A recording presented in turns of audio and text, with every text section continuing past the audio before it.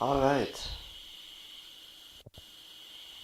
well, I'm a little bit behind, but I just finished watching AEW Dynamite, and I also watched SmackDown, so I'll do an AEW Dynamite review from this Wednesday, and then Friday, and then I'll do a SmackDown review from last night. So, AEW Dynamite.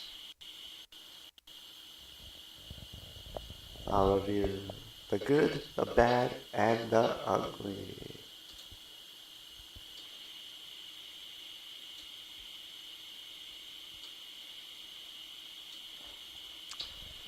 So Dynamite opened up with Maxwell Jacob Friedman versus Kevin Knight for the AEW World Championship. This was a really good match. It went 17 minutes. MJF is like really good. Knight is a young, talented star who developed a lot of offense in this match. MJF won this match, obviously. The only thing about Kevin Knight is that they keep making him lose. Like, they're showing that he's a good wrestler, which he is. But yeah, he just loses a lot. After the match, MJF held his Dynamite ring and tossed referee Rice out of the ring. Hangman Adam Page appeared at the entrance and MJF stared at him while MJF turned around. Mike Bailey super kicked him out of the ring. MJF was on the floor as Page went to the back. Bailey and Knight celebrated.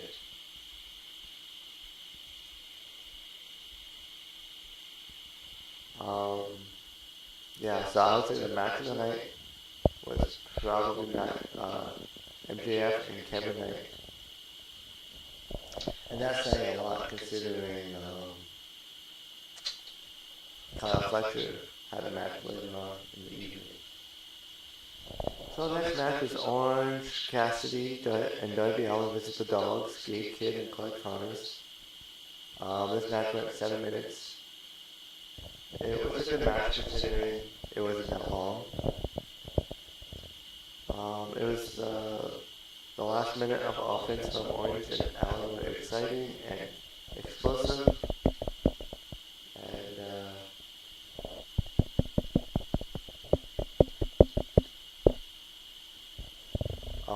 Yeah, and then after the match, David Finlay entered the ring and attacked Orange and Allin with a shillelagh as a tribute to his father, Finlay, from WWE. Finlay previously worked in New Japan with Clark and Kidd, so there were rumors that WWE was really interested in him. He was offered an NXT contract, but yeah, I guess he turned that down, and he is now with AEW, so he'll add to the ever-growing roster of AEW superstars. Yeah, he celebrated with Clark and Kidd. Afterwards, nobody came to help Allin and Orange. So yeah, and then Tony Khan made it official on his Twitter that Gabe Kidd, Clark Connors, and David Finlay are all elite are now all elite. So we'll see how they will fit into AEW and the ever-growing roster. But yeah. Now, this next match.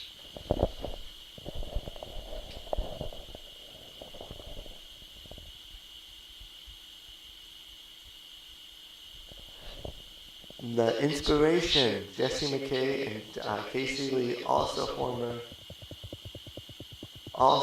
known as the Iconics in WWE. They are former WWE and TNA Tag Team Champions. They are facing the Brawling Birds. And well, there's no really good way of putting this, but the inspiration got buried. They got buried in 2 minutes to the Brawling Birds. I like the Brawling Birds. Alex Windsor and JB Hayter, they work really good as a tag team. I just don't think that the inspiration should have gotten buried on their debut. They lost their debut on Dynamite just a few minutes, didn't get any offense in the match. They were about 90 seconds here without a single tag. It's not a thin tag, but it's AEW with crappy referee.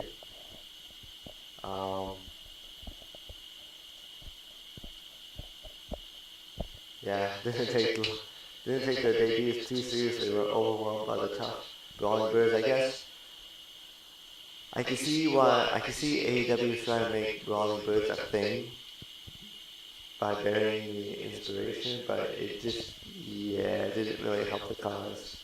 And, I kind of like the Iconics in WWE. So I'm really hoping they can bounce back from this, and that they don't get treated as the burial.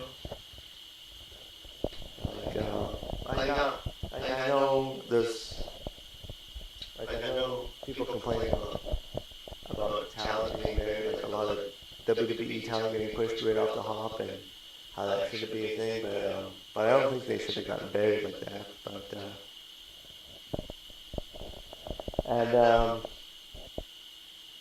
And speaking of squash match, the next match, Hangman Adam Page versus Marty Snow. This went 10 seconds. And then Page did a promo saying he's putting his entire future at stake to do what MJF's parents should have done 30 years ago, and that's teach MJF a lesson. Page said in a Texas death match he has no conscience, and Page said he'll rip Max, tear him, and only let him like when Page is finished with him. Page wanted MJF to put his Dynamite ring on and try to punch Page with it.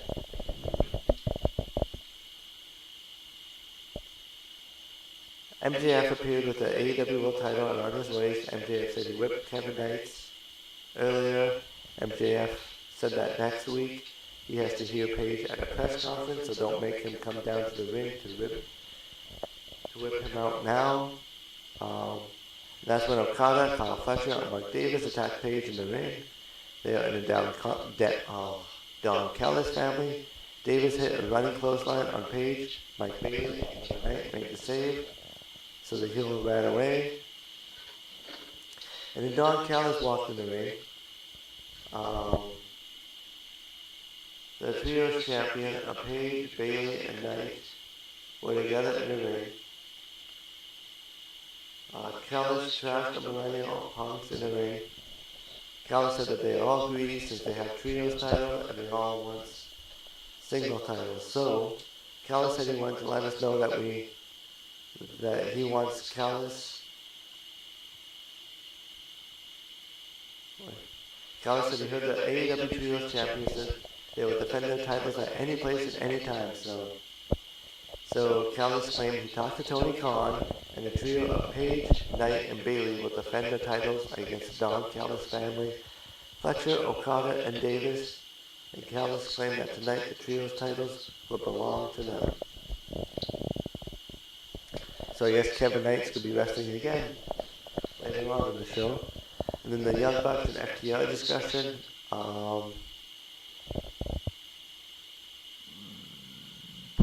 They were going back and forth, talking about how FTR wants revenge, or how the Bucks want revenge on FTR for attacking their family back in the audience at Collision. And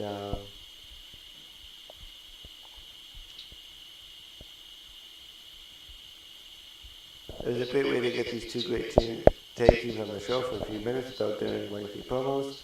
It's simple, and I don't mind something like that. The Bucks are right to say it's different now since FTR attacked the Bucks family, and it adds more to So this next match,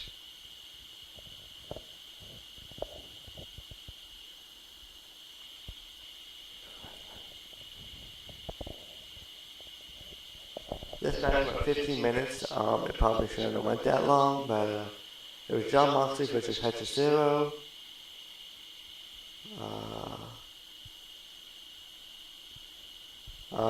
Moxley spends a lot of his match selling for people, so that's probably why it was so long, but it was great.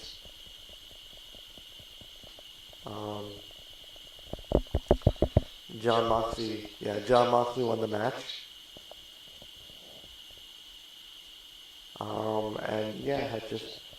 Jon Moxley did a lot of selling for Hechicero, making him look good, so that was good. That's kind of what you need to do. And then after the match, Tedesco checked on Hechicero and had some long-distance trash talk with Moxley. They had a match at Revolution. They should be outstanding. And then the Thekla and Thunder Rosa match was next. But first we'll hear from Brody King.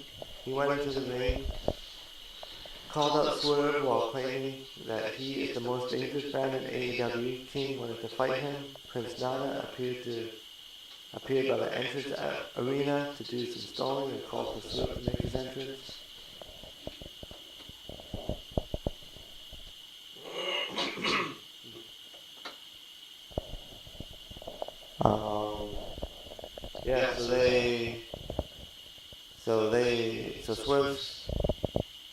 Swerve music was playing. Swerve hit King in the back of the head with a steel chair in the hands, steel chain in his hands. Swerve hit a running house call kick on King. Swerve put the chain around King's throat and tied some of the chain together. Swerve pulled on the chain to try to choke King out. I think King sold it like he passed out. Nobody was trying to help King. And for once, I didn't hear any F-Ice chants on Dynamite. So then at Revolution, so we Swerve versus King.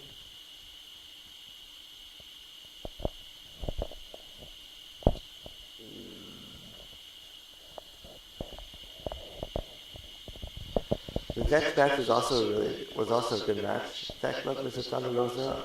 I'm starting to become a fan of Thekla. I think she's I'm not really familiar with the other work with the indies, but from what I see in AEW, she's actually doing really good. So, she's definitely a star in the making.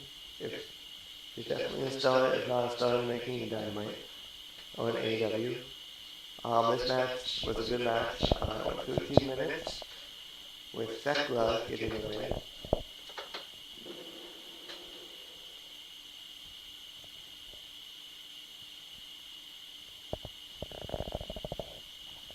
And Thunder Rosa is also a former AEW World Champion, so.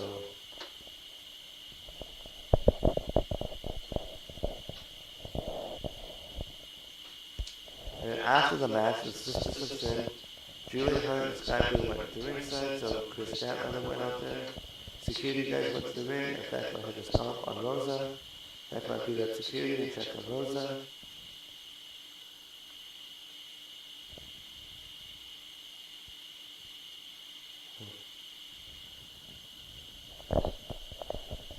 And then Tommaso Ciampa was interviewed by Renee Paquette. He made his debut, won the TNT champion, and then lost it not too long afterwards. Tommaso was in his dressing gear. He complained about how TNT champion Kyle Fletcher is hiding from him. Ciampa claimed he's going to be TNT champion again if he gets to face Fletcher. Ciampa is like really good since he's been at AEW. His promos are good. Feels like he's not handcuffed like he was in WWE.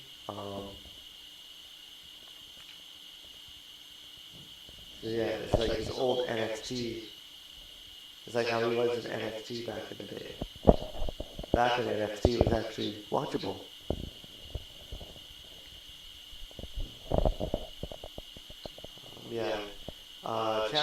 not here. He didn't come here for instant classics. He came to be a top guy.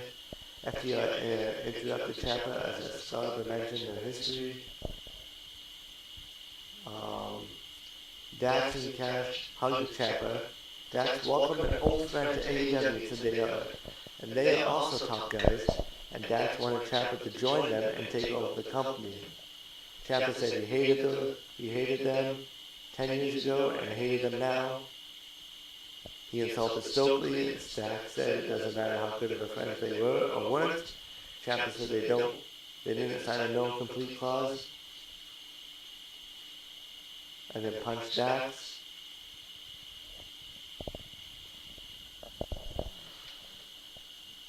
And then that set up a match on Saturday. So it's going to be Ciampa versus Dax.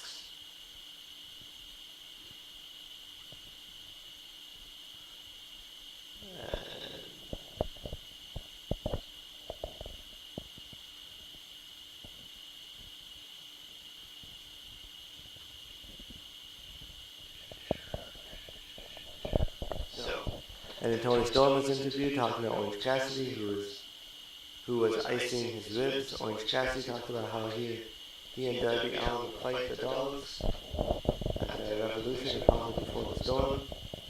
Storm ranted about her issues with Maria Shafir as well on camera. So I'm not sure what they're really doing with Tony Storm now. She was like a main event talent, but now she seems to be kind of going down to mid-carder. And, yeah, I'm just trying to do this microphone. I need to find my microphone stand.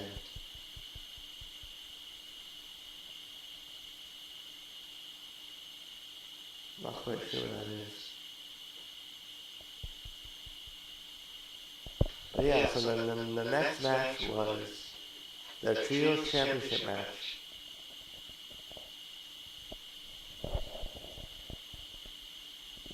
This match started after the 2-hour mark in the show, so there was an overrun again.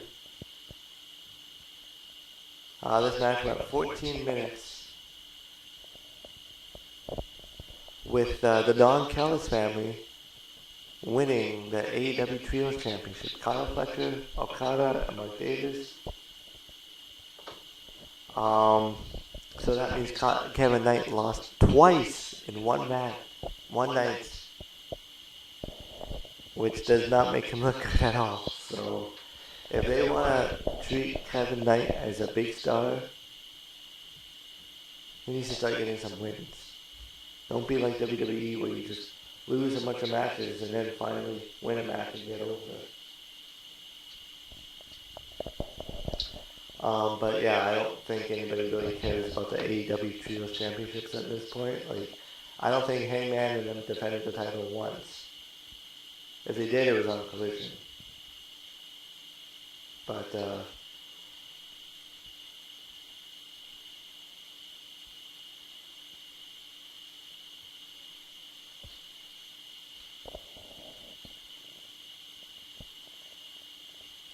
yeah, so I didn't really care about this match. I don't think,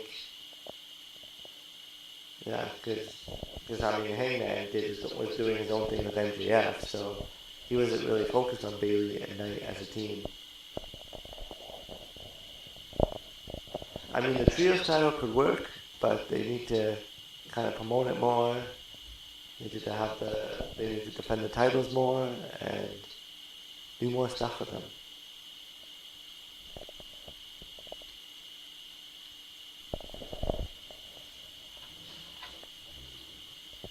But yeah, but that was Dynamite. The good was the MJF and Kevin Knight match by far. It was a good opening match to Dynamite. Dynamite has a lot of matches, so not a lot of segments. So, but yeah, I think AEW kind of needs to go back to the storytelling. I mean, it's good to have match after match, but it just gets to WCW territory where you're just watching match after match after match. A few segments. The Bad. Wow.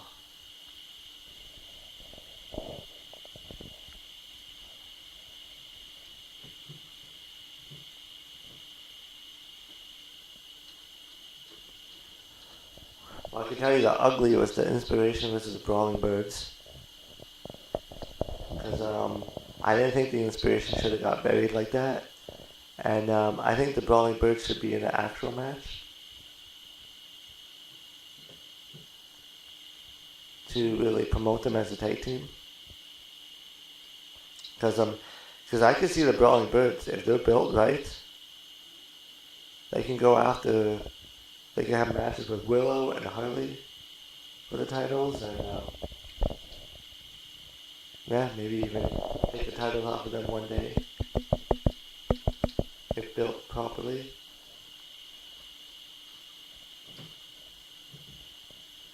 And yeah, I think it's just a good and the ugly today.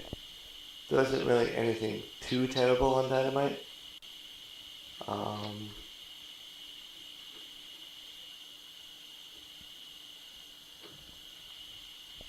Yeah, and I really like the Thekla and Thunder Rosa match. Yeah, hopefully they can continue making Thekla a star. I mean, AEW just has so much talent right now. There's a lot of talent that's not featured regularly, and yeah, they kind of need to do a brand split at this moment. But yeah, the Dynamite was good. It was long. Um, so yeah, so that's your AEW Dynamite review. Next week's the go home show for Revolution, and we'll see what will happen at Revolution. And yeah, so that's Dynamite, and I'll be doing a SmackDown review right away. So I'll see you there, and until next time, bye.